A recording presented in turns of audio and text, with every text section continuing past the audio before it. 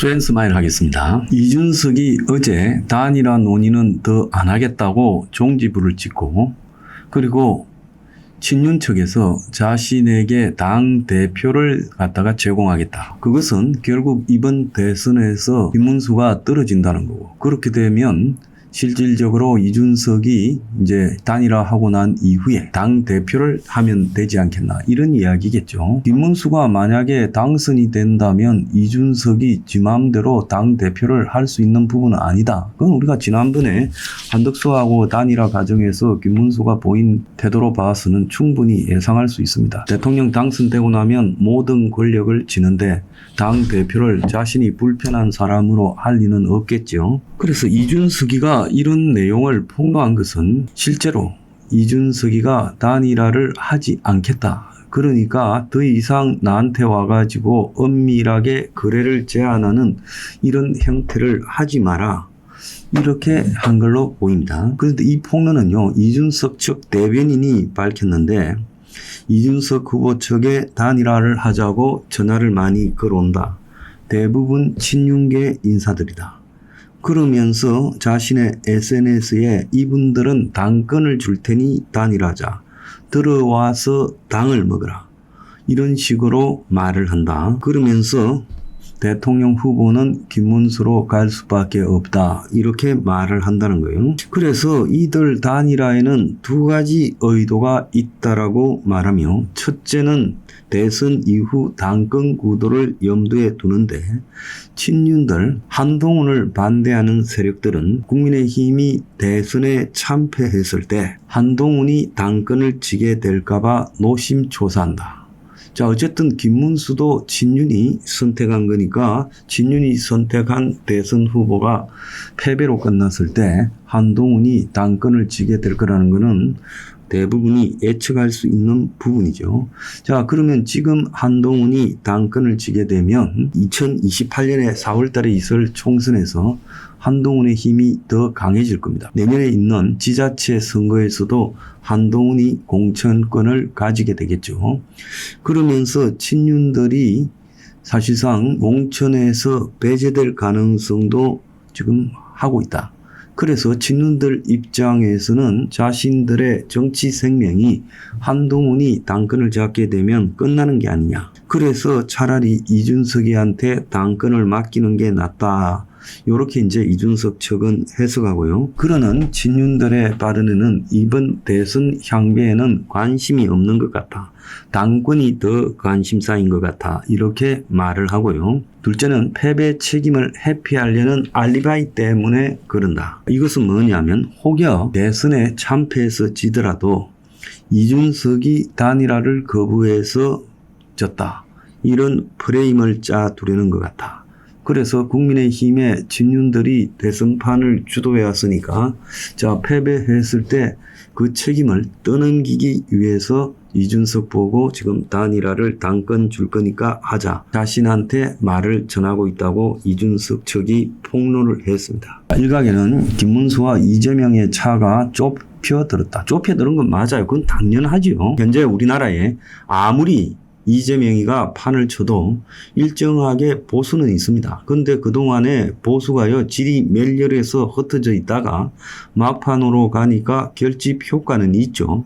그래서 격차가 좀 좁혀들고 있지만은 그것이 이길 정도가 되기에는 턱없이 부족하다는 거예요. 그렇기 때문에 이준석이하고 단일화에 몰두를 하고 있는데, 거기서 보면, 자, 이준석 측은 당권을 미끼로 해가지고 이준석을 꼬드기고 있다. 자, 그 배경에는 한동훈이가 있다, 이렇게 말을 하는 거죠. 그래서 이준석은 당권을 전제로 한 이런 미략에 대해서 더 이상 논의할 가치가 없다고, 단일화 논의를 이제 끝낸다고 말했어요. 하지 마라. 자, 한동훈 측은 당권을 조건으로 미략을 시도하고 있는 당내 인물은 퇴출돼야 된다고 후속 조치를 요구했다는 거예요. 지금 가만히 따지고 보면 한동훈이 빨간 유세옷 입고 다니지만 거기에는 김문수라는 말이 없습니다. 아마 자체 제작 유니폼인 것 같아요. 한동훈은 김문수하고 같이 다니는 게 아니라 김문수가 못 가는 지역에 간다면서 따로 다니고 있어요.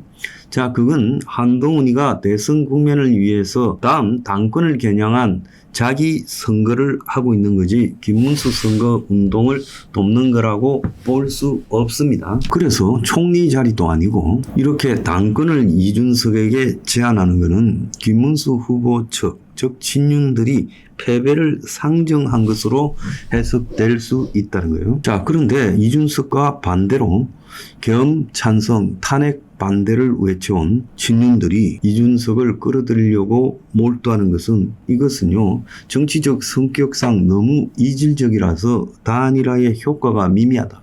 실제로는 단일화를 한다 하더라도 이준석 표의 반은 기권이나 이재명에게 갈 거라는 그런 조사도 있습니다. 자, 이준석이가 이렇게 폭로를 해버린 건요, 자신의 당 주변으로 자꾸 찔러대니까 이런 폭로를 통해 가지고 또 무슨 제안을 하면 그건 더 크게 터질 거니까 이제 단일화 제안을 그만해라, 이렇게 말을 하고, 또 당신들은 대선보다 대선 참패 이후에 당권에 몰두하고 있는데 내가 거기에 끼어들 이유가 없다, 이렇게 이야기하는 거죠. 이준석이 그래도 이번에 선거에서 지면 김문수가 퇴진할 거니까 이준석에게 힘이 갈 거다.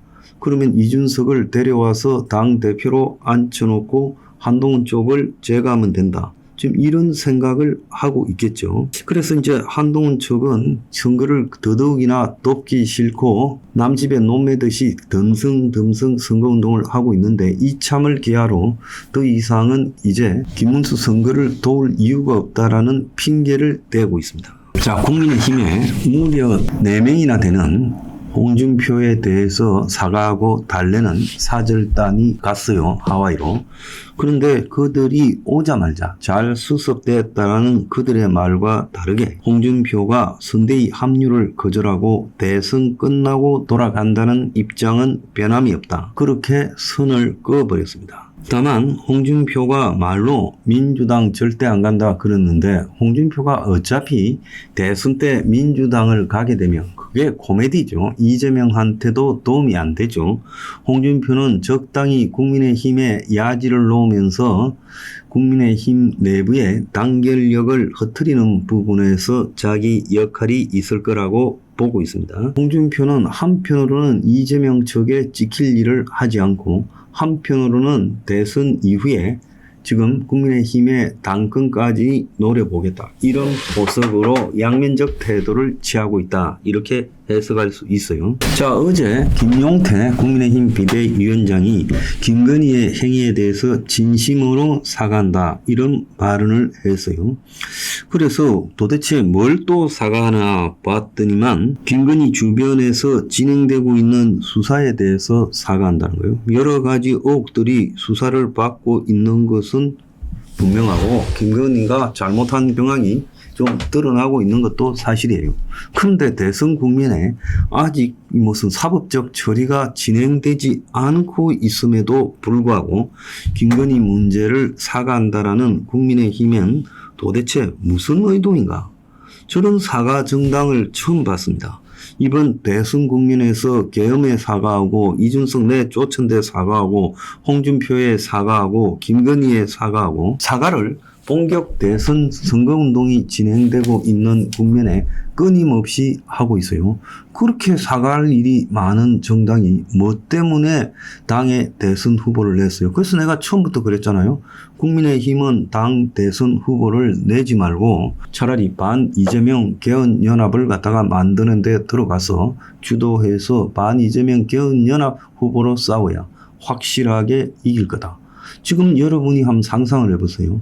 만약에 국민의힘이 후보를 내지 않고 그들이 주도하는 일원으로 들어가가지고 반 이재명 연합을 구성해서 거기에서 가장 경쟁력 있는 후보를 내세우고 그렇게 싸웠더라면 지금 국민의힘이 이재명이한테 이기고 있지 않겠습니까? 자, 저렇게요. 대선 국면에 굳이 사과를 한다고 중도표나 국민의힘에서 상당히 실망한 합리적 보수 세력이 국민의힘에 돌아가겠습니까? 사과한다는 건 내가 잘못했다는 걸 인정하는 거죠.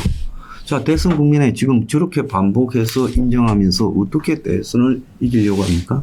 참으로 이해하기 어려운 집단이다. 자, 죄가 확정된 것도 아닌데 확정되고 사과하지 수사 진행 중에 사과를 합니까? 자, 이거는요, 이 와중에 영화 보러 가는 윤 대통령 욕할 것도 없어요. 그만큼 진짜 미스테리한 일이다 이렇게 생각합니다. 도대체 무슨 프레임에 걸려서 저러는 겁니까?